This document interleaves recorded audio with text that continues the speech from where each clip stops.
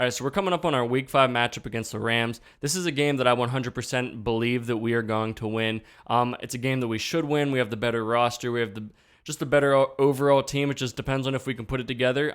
We got some injuries that we got to go over and some other things that I want to talk about and the matchups in Week 5 and some of my predictions. So let's get into it.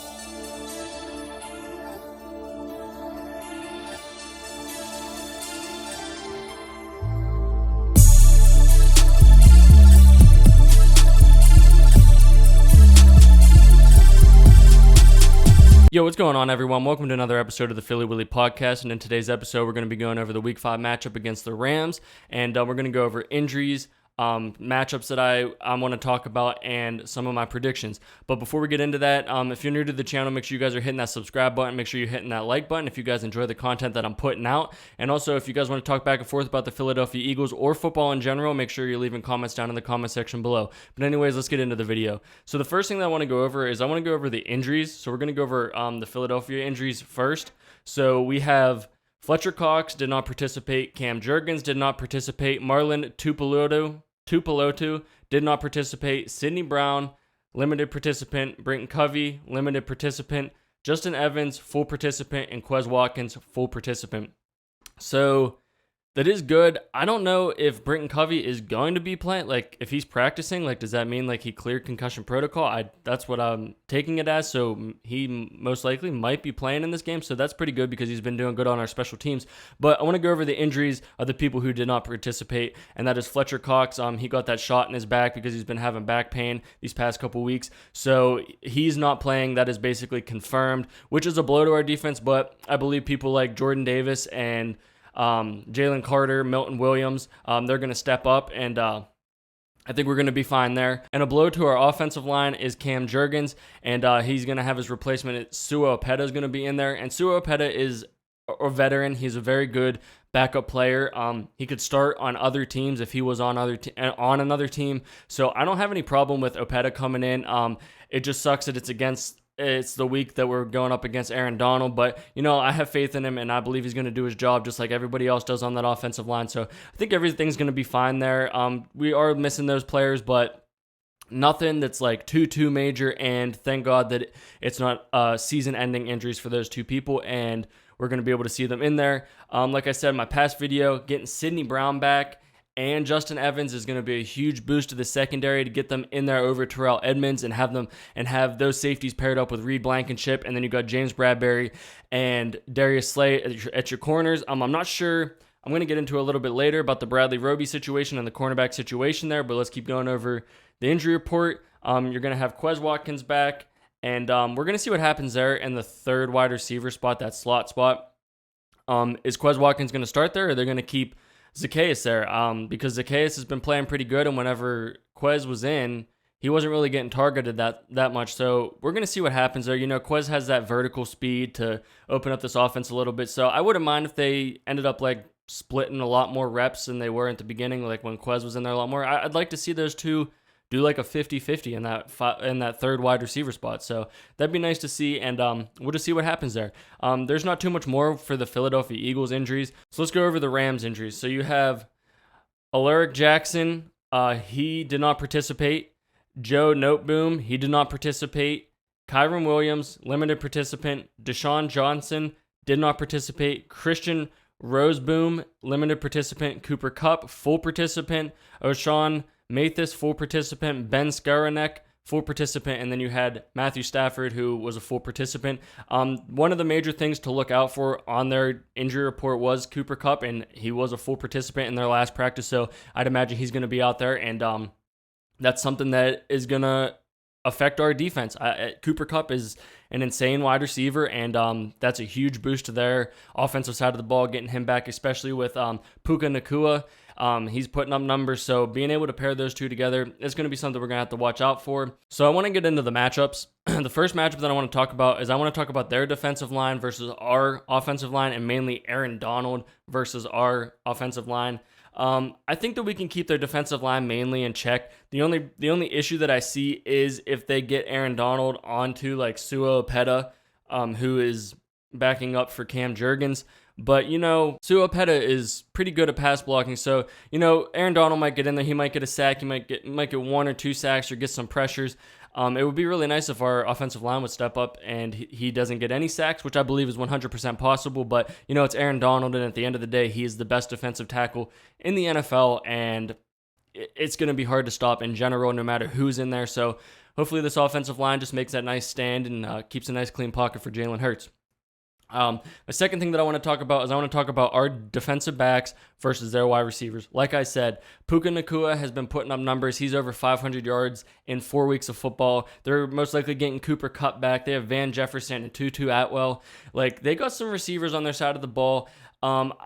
Not anything that I don't believe that our secondary can't handle, but it's just Cooper Kupp is that sneaky slot wide receiver, and he has those big chunk yards, and Puka Nacua has been just going off on these other teams, and they got Matt Stafford back there. He's a smart quarterback. He knows how to read defenses. He's a really good quarterback, and our defensive backs are just going to have to be on the top of their game. It would be really nice to be able to see if Bradley Roby can get in there and play that slot position so that James Bradberry can move back outside and we don't have to have Josh Jobe outside or have Josh Jobe in there that much. But who knows exactly how much practice and how much Bradley Roby got used to this defense and all our defensive play calls and signals. So that is just one issue that we got to watch out for, and hopefully he knows enough that he might be able to get in there and just get a little bit of a feel for this defense and maybe split some reps with Josh Jobe, because it would just be really nice to see Bradley Roby in there, somebody who has played that slot corner before, and he's in there so that we can have that extra knowledge and veteran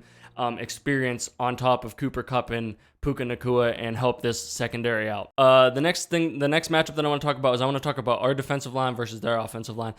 Just like I say in basically every game, and you're probably going to hear this throughout the whole entire season, I think our defensive line is going to be able to eat on this offensive line. That's just what happens whenever you have the top offensive and the top defensive line in the NFL. It's just every week that they're going to have to get after the quarterback. But the one key to our defensive line being able to get these sacks and get pressures and get turnovers is these defensive backs have to play man coverage. They got to play press.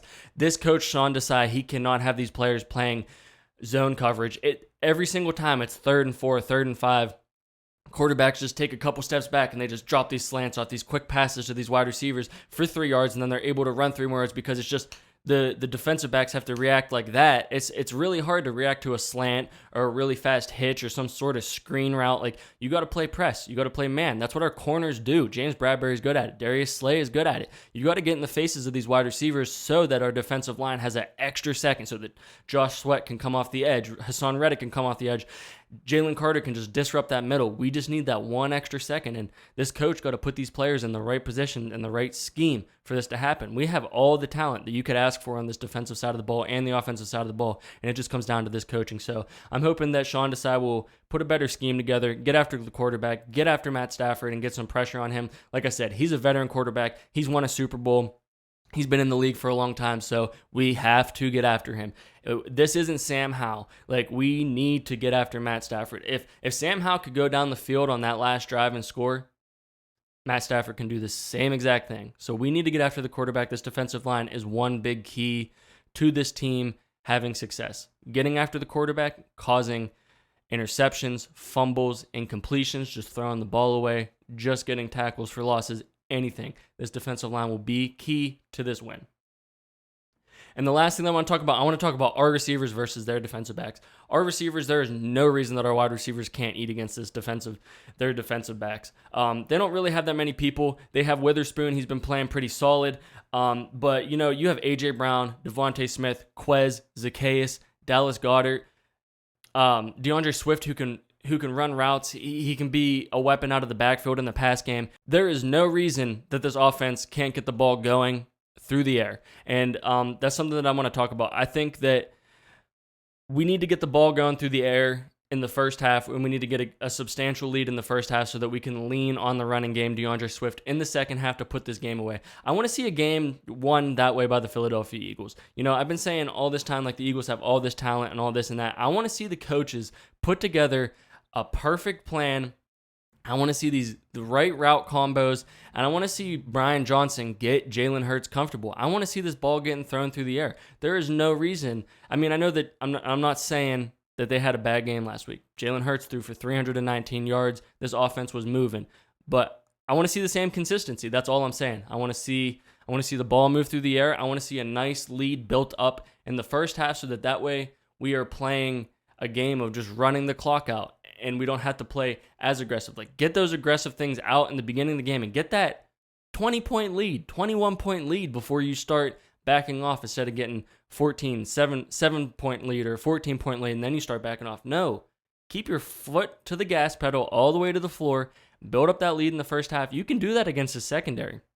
We got to get the ball going through the air. And I believe that Jalen Hurts can do that. I believe this offense can do that. We just have too many weapons. This coach got it, like I said about Sean Desai. Brian Johnson on the other side of the ball has got to put these players in the right position to be able to succeed in the way that they know that they can succeed, in the way that we know that they can succeed. These players are all great. This offensive side of the ball is great. You have a great leader. You got great wide receivers, a great running back room, great offensive line.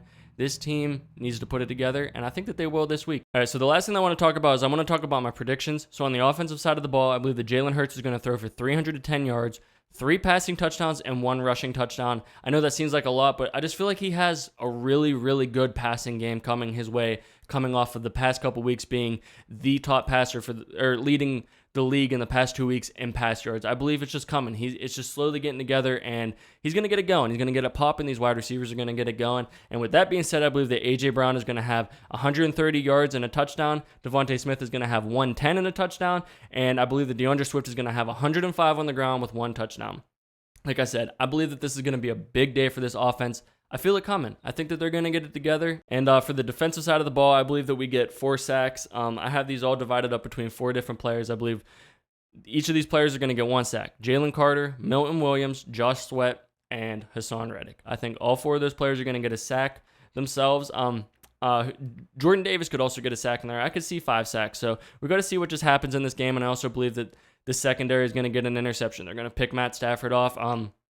Like I said, that's just going to come back to this defensive line getting after the quarterback and causing him to make these hurry-up decisions and these misreads. So we'll see what happens. I don't have anything else for this video. That's basically everything that I wanted to go over. So that's going to end it for this video. Like I said in the beginning of the video, if you guys are new to the channel, make sure you hit that subscribe button. Make sure you hit that like button if you guys like the content that I'm putting out. And if you guys want to talk back and forth about Philadelphia Eagles or football in general, make sure you guys are leaving comments down in the comment section below. And I will see you guys in my next video, which will be the post-game video on Sunday after we play the Rams. Hopefully, I'm making a video about another victory and being 5-0. So that's the only thing that we can hope for. So I'll see you guys then. I hope you guys have a great day, and I hope you guys have a great rest of your week. See you guys in the next video. Peace.